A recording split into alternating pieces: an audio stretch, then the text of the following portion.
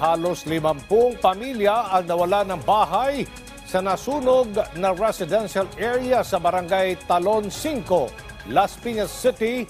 Diyan po sa siyudad ng Las Piñas, may ulat si Bien Manalo. Nagulantang ang mga residente ng Barangay Talon 5, Las Piñas City sa pagsabog sa isang residential area na sapol sa cellphone video. Sumiklab ang sunog pasado alas 6 kagabi at nakontrol bandang alas 7:30 na umabot sa second alarm. 4 na individual ang naiulat na nagtamo ng minor injuries. Yes po, nagkataon po. Pangatlong sunog na po namin ngayong taon na ito. Kuryente po. Bali, nagsimula sa kuryente.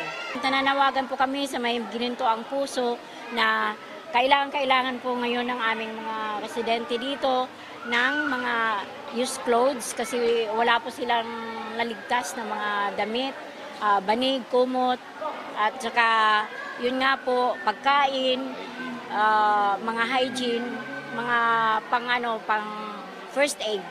Halos 50 pamilya o katumbas ng mahigit 150 individual ang naapektuhan ng sunog na karamihan ay mga bata.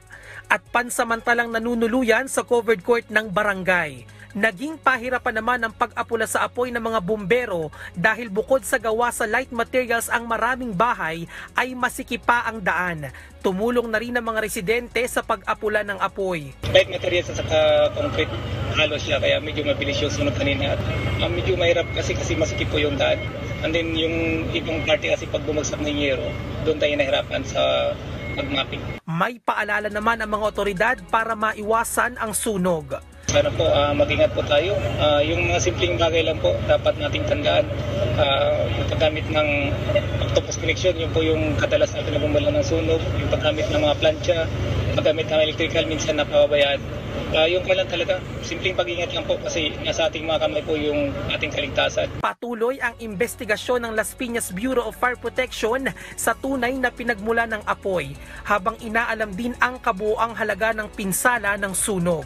Bien Manalo para sa bayan.